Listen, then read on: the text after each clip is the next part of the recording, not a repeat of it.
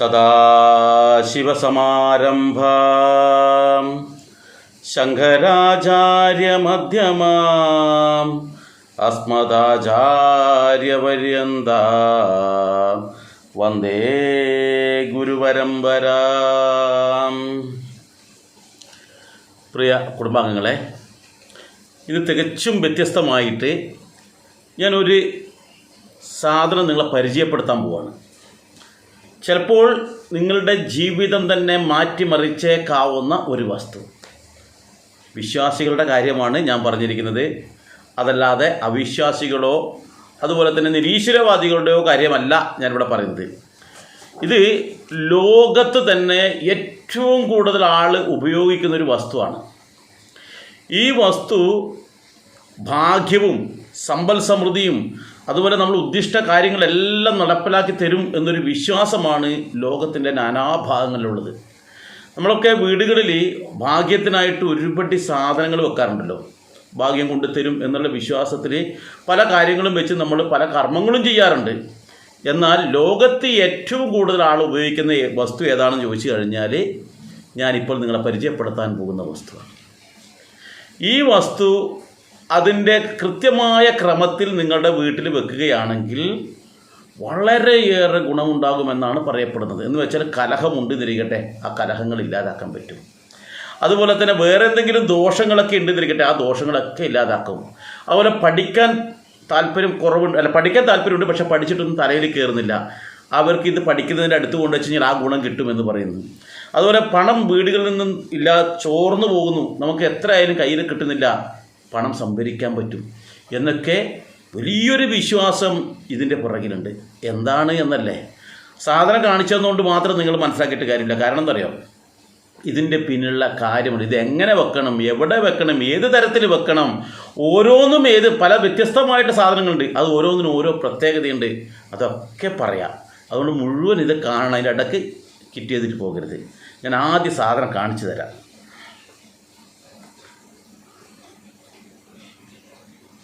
കണ്ടോ, എന്താ സാധനം മനസ്സിലായല്ലോ? എല്ലാവർക്കും ഇത് കാണാം അല്ലേ? കണ്ടല്ലോ. ഇത് മാത്രമല്ലേ, വേറൊന്നും കൂടി ഉണ്ട്. ഇത് മറ്റൊന്ന്. ഇതുപോലത്തെ പല തരത്തിലുള്ള സാധനങ്ങളുണ്ട്. ഇതെന്താണെന്ന് ആർക്കെങ്കിലും മനസ്സിലായി കാണുമോ? ഞാൻ ഈ സാധനം പല കടകളിലും കണ്ടിട്ടുണ്ട്. പണ്ട് കാലങ്ങളിൽ സത്യം തുറന്നു പറയല്ലോ, ഞാൻ ഒരു കുട്ടിയായിരിക്കുന്ന സമയത്ത് തന്നെ വലിയ വലിയ തുണിക്കടകളിലും ജ്വല്ലറികളിലൊക്കെ ഇതിങ്ങനെ വെച്ച് കാണാം.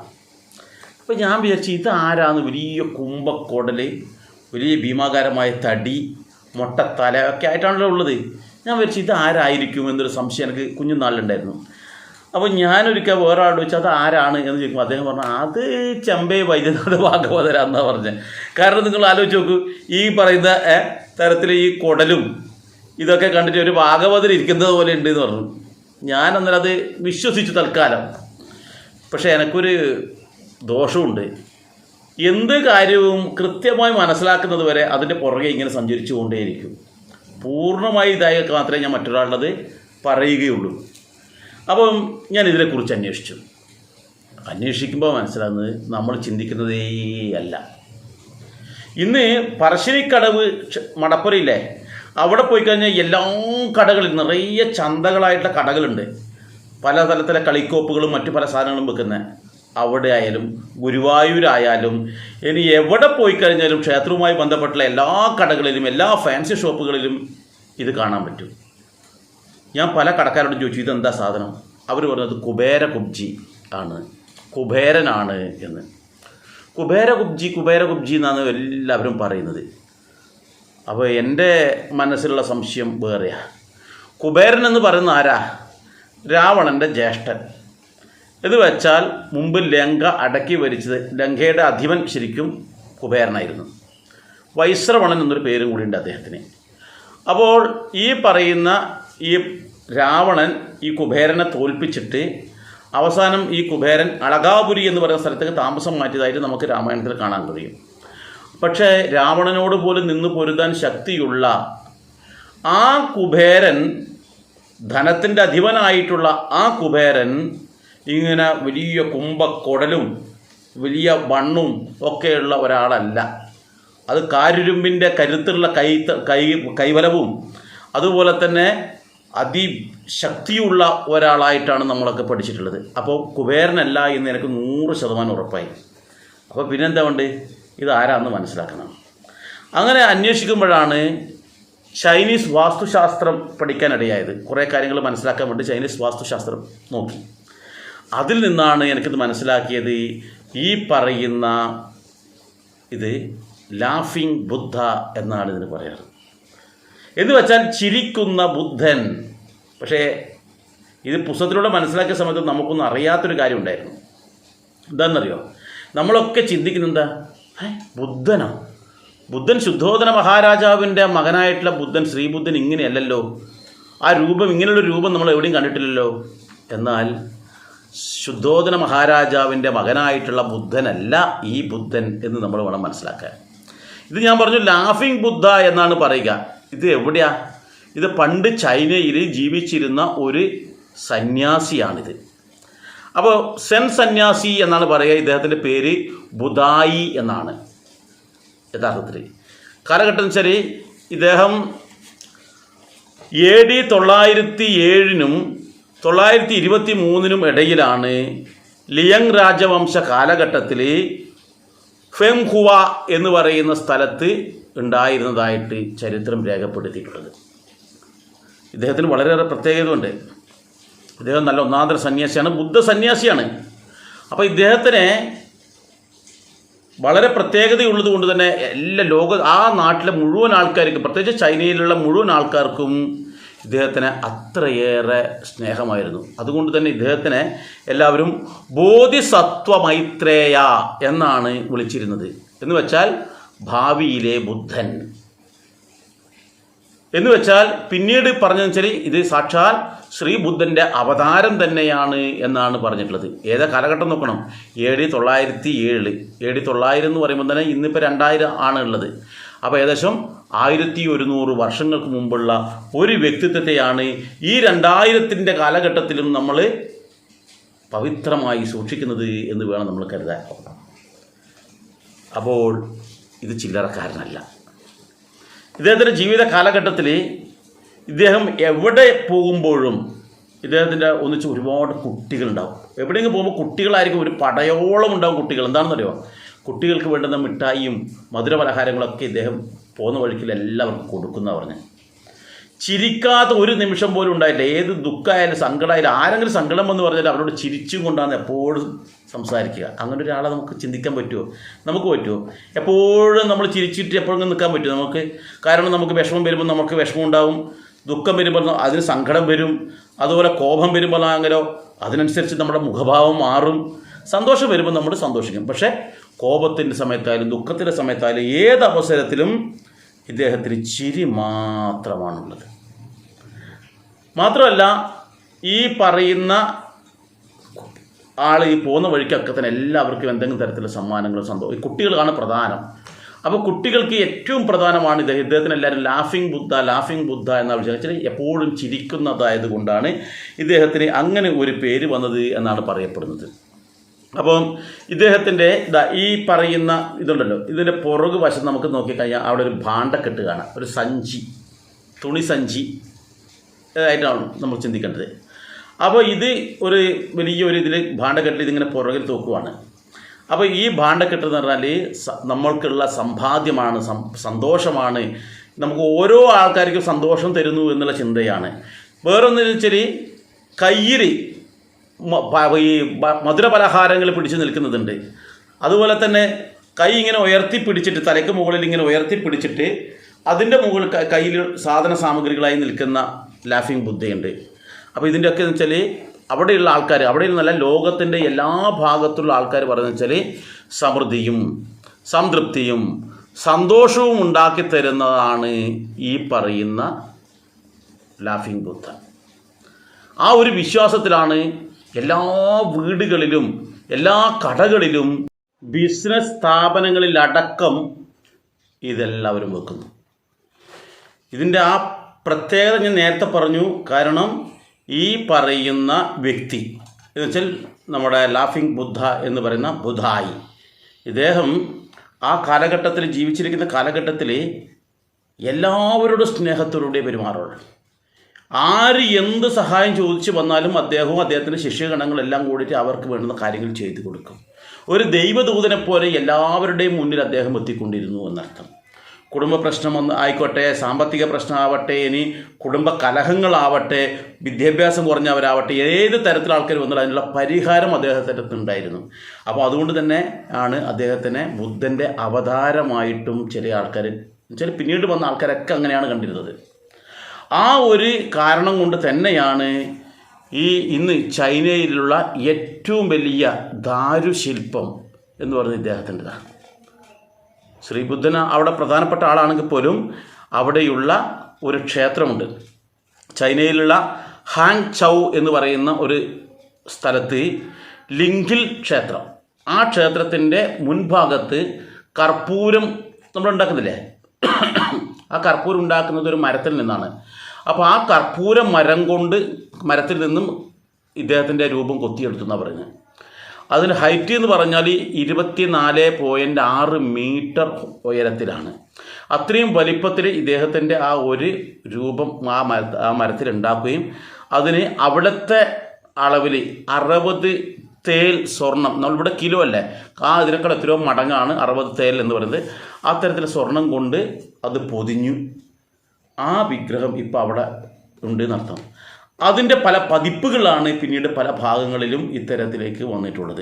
അപ്പോൾ അദ്ദേഹം കുട്ടികളോടൊപ്പം കൂടുന്ന സമയത്ത് ഈ തോൾസഞ്ചിയും കാര്യങ്ങൾ, ആ തോൾസഞ്ചിയിലെ സമ്പാദ്യങ്ങളാണ് ഓരോ ആൾക്കാരുടെ ദുഃഖ നിവാരണത്തിനുള്ള കാരണങ്ങളാണെന്നാണ് പറയുന്നത്. അപ്പോൾ അദ്ദേഹത്തിൻ്റെ ആ ഇത് വെച്ച് കഴിഞ്ഞാൽ അത്രയേറെ ഗുണമുണ്ടാകും എന്നുള്ളൊരു വിശ്വാസമാണ്. അപ്പോൾ നിങ്ങളിത് വെക്കണമെന്നോ വെക്കണ്ടോ എന്ന് ഞാൻ പറഞ്ഞില്ല, നിങ്ങളുടെ വിശ്വാസം പോലെ വെക്കുക. കാരണം വെച്ചിട്ട് നിരവധി ആൾക്കാർക്ക് അതിന് ഗുണം കിട്ടിയിട്ടുണ്ട്. പക്ഷേ അത് വെക്കേണ്ട സ്ഥാനമുണ്ട്, എവിടെയെങ്കിലും വെക്കാൻ പാടില്ല. ആ സ്ഥാനത്ത് കൃത്യമായി വെച്ച് കഴിഞ്ഞാൽ ഒരുപാട് ഗുണങ്ങൾ കിട്ടിയിട്ടുണ്ട് എന്ന് അനുഭവസ്ഥർ പറയുന്നുണ്ട്. അപ്പോൾ ഞാനിത് ഒരുപാട് ആൾക്കാരുടെ അനുഭവം കണ്ട് അവരിൽ നിന്ന് മനസ്സിലാക്കിയത് കൊണ്ട് പറയുന്നത് മാത്രമേ ഉള്ളൂ. അതുകൊണ്ട് ഞാൻ പറഞ്ഞത് കൊണ്ട് നിങ്ങൾ അവിടെ വെച്ചു, അതുകൊണ്ട് ഇതെന്തേ കിട്ടാത്തതെന്ന് എന്നോട് ചോദിക്കരുത്. പക്ഷേ വെക്കുന്നതുകൊണ്ട് നമുക്ക് നഷ്ടങ്ങളൊന്നുമില്ല.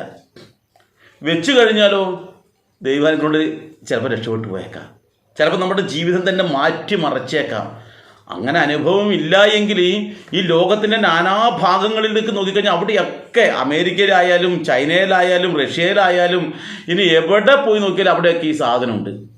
അപ്പോൾ അവരൊക്കെ അനുഭവസ്ഥരായതുകൊണ്ടല്ലേ ഇത് വെക്കുന്നുണ്ട്. അപ്പോൾ അതുകൊണ്ട് തന്നെ നമ്മൾ നമ്മുടെ വീട്ടിൽ വെച്ച് കഴിഞ്ഞാൽ ചിലപ്പോൾ നമ്മുടെ വീട്ടിൽ ഇനി കലഹം ഉണ്ടാകും, കുടുംബ പ്രശ്നങ്ങളൊക്കെ ഉണ്ടാകും. അതിനൊരു മാറ്റം വന്നേക്കാം. ഇത് കാരണം വെച്ചാൽ ഇത് കുടുംബത്തിൽ വെച്ച് കഴിഞ്ഞാൽ കുടുംബ പ്രശ്നം തീരുമെന്നാണ് പറയുന്നത്. പഠിക്കുന്ന വിദ്യാർത്ഥികൾ അവർ പഠിക്കുന്നതിൻ്റെ അടുത്ത് വെച്ച് കഴിഞ്ഞാൽ അവർക്ക് പെട്ടെന്ന് ആ പഠനത്തിന് ശ്രദ്ധയുണ്ടാകുന്നു, ഏകാഗ്രത ഉണ്ടാകുമെന്നാണ് പറയുന്നത്. അതുപോലെ ഫാക്ടറികളിൽ, ബിസിനസ് സ്ഥാപനങ്ങളിലൊക്കെയാണ് വെക്കുന്നുണ്ടെങ്കിൽ അവിടെ നല്ലപോലെ ഉൽപ്പാദനക്ഷമത ഉണ്ടാകും, അതുപോലെ തന്നെ സാമ്പത്തികമായിട്ട് ഭദ്രതയുണ്ടാകും എന്ന് പറയുന്നു. അങ്ങനെ എവിടെയാണോ വെക്കുന്നത് അവിടെയൊക്കെ ഉയർച്ചയുണ്ടാകും എന്ന് പറയുന്നു. അതും വ്യത്യസ്തമായിട്ടുള്ളത് ഞാൻ പറഞ്ഞു, ഇരിക്കുന്നതുണ്ട്, നിൽക്കുന്നതുണ്ട്, അതുപോലെ കുറേ കുട്ടികളോട് ഒത്തു നിൽക്കുന്നതുണ്ട്, അങ്ങനെ നിരവധി ഉണ്ടല്ലോ. അപ്പോൾ ആ തരത്തിൽ വ്യത്യസ്തമായിട്ടുള്ളത് നമ്മൾ വീടുകളിലെ പല ഭാഗത്ത് വെക്കുന്നതും കടകളുടെ പല ഭാഗത്ത് വെക്കുന്നതും വളരെ ഉത്തമമാണ് എന്നാണ് പറയുന്നത്. അപ്പോൾ നമുക്കെന്ത് ചെയ്യാൻ പറ്റും? നമുക്ക് വേണമെന്നുണ്ടെങ്കിൽ ഇത് വെക്കാം. എൻ്റെ അടുത്തില്ല, നിങ്ങൾക്കിത് എവിടെ വേണമെങ്കിലും എല്ലാ കടകളിലും ഇത് കിട്ടും. പ്രത്യേകിച്ച് ക്ഷേത്രവുമായി ബന്ധപ്പെട്ട സ്ഥലങ്ങളിലൊക്കെ ഇത് കിട്ടാനുണ്ട് എന്നർത്ഥം.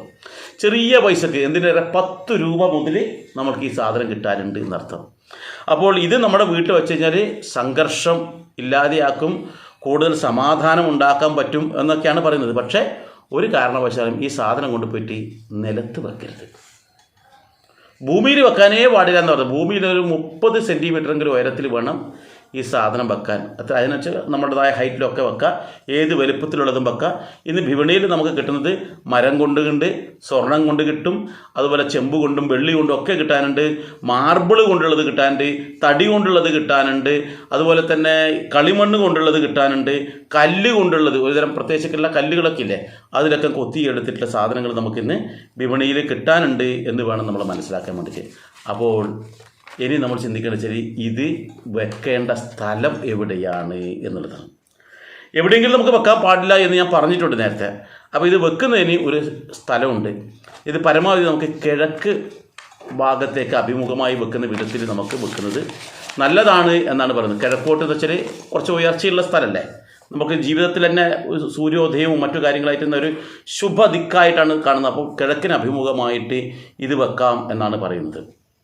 അതുപോലെ തന്നെ ഇത് ഇരിക്കുന്ന ഭാവം ഉണ്ടല്ലോ, ഇരിക്കുന്ന തരത്തിലുള്ളത് ഇപ്പം ഞാനിവിടെ കാണിച്ചത് ഇതുവരെ ഇരിക്കുന്നതാണ്. ഇതുപോലത്തെ പലതരത്തിലുള്ളതുണ്ട്. അപ്പോൾ ഇരിക്കുന്ന സാധനമാണ് വെക്കുന്നുണ്ടെങ്കിൽ അത് സ്നേഹത്തിൻ്റെയും ഐക്യത്തിൻ്റെയും ഇതായിട്ടാണ് പറയുന്നത്. അപ്പോൾ ഇത് നമുക്ക് കിഴക്കോ അല്ലെങ്കിൽ വടക്ക് കിഴക്ക് എന്ന് വെച്ചാൽ എങ്ങനെ, വടക്ക് കിഴക്കോട്ട് അഭിമുഖമായിട്ട് വരുന്ന വിധത്തിൽ, വടക്ക് കിഴക്ക് എന്ന് പറയുമ്പോൾ നമുക്ക് കൃത്യമായിട്ട് മനസ്സിലാവണം ഈശാന കോണിലേക്ക് അഭിമുഖമായിട്ട് വരുന്ന വിധത്തിൽ നമുക്കിത് വെക്കാം, അല്ലെങ്കിൽ കിഴക്കോട്ട് അഭിമുഖമായി വരുന്ന വിധത്തിൽ നമുക്കിത് വെക്കാം. ഇനി നിൽക്കുന്ന ബുദ്ധൻ, ഞാൻ നേരത്തെ പറഞ്ഞ ഇതൊക്കെ നിൽക്കുന്നതാണ്. അപ്പോൾ ഇതാണെങ്കിൽ സമ്പത്തും സമൃദ്ധിയും ഒക്കെ കൊണ്ടുവരുന്ന പറഞ്ഞത് ഇതൊക്കെ സ്വീകരണ മുറിയിൽ വെക്കുന്നതാണ് നല്ലത്. ഇതും നമുക്ക് കിഴക്കോട്ട് അഭിമുഖമായിട്ട് വെക്കുന്നതാണ് ഉത്തമം എന്നാണ് പറയുന്നത്. കിഴക്കോട്ട് അഭിമുഖമായിട്ട് വെക്കാം. അതുപോലെ തന്നെ അഗ്നികോണിൽ നിന്നും അഗ്നികോണിലേക്ക് അഭിമുഖമായിട്ട് വെക്കുമ്പോൾ ഗുണങ്ങളുണ്ട്. ഈശാനകോണിലേക്ക് അഭിമുഖമായിട്ട് വെക്കുമ്പോഴുണ്ട്. പിന്നെ ഏറ്റവും നല്ലതെന്ന് വെച്ചാൽ വീടിൻ്റെ ഉള്ളിലേക്ക് നോക്കി നിൽക്കുന്ന ഭാവം ഉണ്ടാവുമല്ലോ. ഇപ്പോൾ നമ്മൾ ഇത് എവിടെയെങ്കിലും വെച്ച് കഴിഞ്ഞാൽ അത് വീടിൻ്റെ ഉള്ളിലേക്ക്, ഐശ്വര്യം മുഴുവൻ വീടിൻ്റെ ഉള്ളിലേക്ക് വരുന്ന വിധത്തിൽ വീടിൻ്റെ ഉള്ളിലേക്ക് നോക്കി നിൽക്കുന്ന ഭാവത്തിലും വെക്കാം എന്നർത്ഥം. പക്ഷേ ഒരു കാരണവശാലും വെക്കാൻ പാടില്ലാത്ത സ്ഥലമുണ്ട്. അവിടെ വെച്ച് കഴിഞ്ഞാൽ നേരെ തിരിച്ചടി കിട്ടും. നമ്മളപ്പോൾ അങ്ങനെയാണോ വെച്ചിട്ടുള്ളത് നോക്കണം. എന്ന് വെച്ചാൽ അടുക്കള, കുളിമുറി, കക്കൂസ്, ഇവിടെ ഒന്നും ഇത് വെക്കരുത്. അതുപോലെ തന്നെയോ ഇത് നമ്മൾ ചെരുപ്പെല്ലാം വെക്കുന്ന ഒരു റാക്ക് പോലെയുണ്ടാവില്ല, അവിടെയും ഇത് വെക്കരുത്. എപ്പോഴും ഉയർന്നൊരു പീഠത്തിലോ അല്ലെങ്കിൽ സ്റ്റൂള്, കസേര ഇങ്ങനെയുള്ള ഏതെങ്കിലും, അല്ലെങ്കിൽ ഒരു മരത്തടീനെ കൊണ്ടുള്ള എന്തെങ്കിലോ അല്ലെങ്കിൽ ശുദ്ധമായിട്ട് എവിടെയെങ്കിലും വെക്കുക, അല്ലെങ്കിൽ പായയിൽ വെക്കുക, അല്ലെങ്കിൽ തുണി വിരിച്ചിട്ട് അതിൽ വെക്കാം. തറയിൽ ഒരിക്കലും വെക്കരുത്.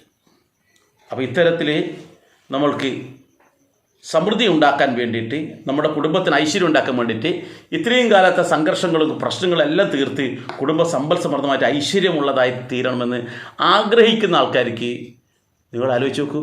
ആയിരക്കണക്കിന് ലക്ഷക്കണക്കിന് രൂപ കൊടുത്തിട്ട് 150 പൂജ ചെയ്യുന്ന ആൾക്കാരാണ് നമ്മൾ.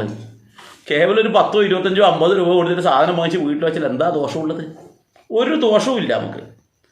പക്ഷേ ഇതിൽ ചില ആൾക്കാർ ചെയ്യാറുണ്ട് കേട്ടോ. ഇതിൻ്റെ അടുത്ത് പോയി ഇരുന്നിട്ട് ഇതിൻ്റെ ഈ നല്ല ഇതാ നോക്കൂ, ഇത് വലിയൊരു വയറല്ലേ, അപ്പോൾ ഈ വയറിൽ ഇങ്ങനെ തടയിട്ട് എന്നിട്ട് ഈ ചെവിയിലൊക്കെ ചില ആൾക്കാർ തൻ്റെ ആവശ്യങ്ങൾ പറയാറുണ്ട്. അങ്ങനെ പറഞ്ഞ ആൾക്കാർക്കൊക്കെ അതിൻ്റെ ഗുണം കിട്ടിയിട്ടുണ്ടെന്ന് പറയുന്നു കേൾക്കുന്നു. അപ്പോൾ നമുക്കൊരു പരീക്ഷണം നടത്തിക്കൂടെ? അത് വെച്ചതിന് ശേഷമാണ് നമ്മുടെ ജീവിതം തന്നെ മാറ്റി മറിയുന്നെങ്കിലോ? നമുക്കൊരു ചിലവൊന്നുമില്ല. അപ്പോൾ നമ്മൾ നോക്കൂ, എന്തെങ്കിലും ഒരു പ്രശ്നം വന്നു കഴിഞ്ഞാൽ നമ്മൾ ഒരുപാട് ജ്യോത്സ്യരത്ത് പോകും. ജ്യോത്സ്യർ പറയും ഇന്ന പൂജ ചെയ്യണം, പൂജ ചെയ്യണം എന്ന് പറയും. അപ്പോൾ പൂജാരി വന്നിട്ട് പൂജാരിൻ്റെ വക എക്സ്ട്രാ പൂജ പറയും. ഇതെല്ലാം ചെയ്തിട്ട് ആകെ അവതാളത്തിലാവും. എന്നിട്ട് ഉയർച്ചയുണ്ടോ? ഉയർച്ച ഉണ്ടാകില്ല. അപ്പോൾ അങ്ങനെയുള്ള ആൾക്കാർക്കൊക്കെ ഇതൊരു എളുപ്പ വഴിയാണ്. പക്ഷേ ഇതേ അവസരത്തിൽ തന്നെ നമ്മളെന്ത് വേണമല്ലോ, നമ്മുടെ മനസ്സും നന്നാക്കണം, സ്വഭാവവും നന്നാക്കണം. ആ തരത്തിൽ നമ്മളെന്ത് വേണം, പുതിയൊരു ജീവിതത്തിലേക്ക് കടക്കാൻ പറ്റണം. അതുകൊണ്ട് നിങ്ങൾക്ക് താല്പര്യമുണ്ടെങ്കിൽ ഇന്ന് തന്നെ ഈ ലാഫിംഗ് ബുദ്ധ എന്ന് പറയുന്ന ഇതിനെ നമ്മൾ വാങ്ങിച്ചു വെക്കുക. കുബേര കുബ്ജയല്ല, പ്രത്യേകം ഓർമ്മ വേണം, അങ്ങനെ പറയരുത്. ഇത് ലാഫിംഗ് ബുദ്ധയാണ്. അത് ഇങ്ങനൊരു ഇത് വന്ന സമയത്ത് ഇത് എല്ലാ സ്ഥലത്തും വെക്കുമ്പോൾ എല്ലാവരുടെയും മനസ്സിലൊരു സംശയം ഉണ്ടാവും എന്താണെന്ന്. അതുകൊണ്ടാണ് ഞാൻ ഈ ഒരു വിഷയവുമായി വന്നത്. നമുക്ക് മറ്റൊരു അവസരത്തിൽ മറ്റൊരു വിഷയവുമായിട്ട് വരാം. എല്ലാവർക്കും നന്ദി, നമസ്കാരം.